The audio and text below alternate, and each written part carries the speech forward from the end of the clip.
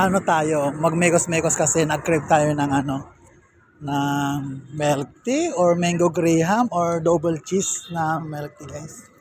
Ito lang yan sa Lope. Kaya kung meron pa.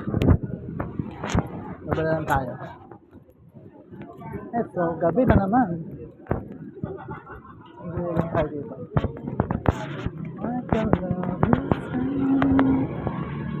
Magkagarap lang tayo ng pagkain. O, di ba? Maraming putripan dito sa Lope, no? Para sa amin, o, di ba? Maraming ihaw-ihaw din. Tapos yan.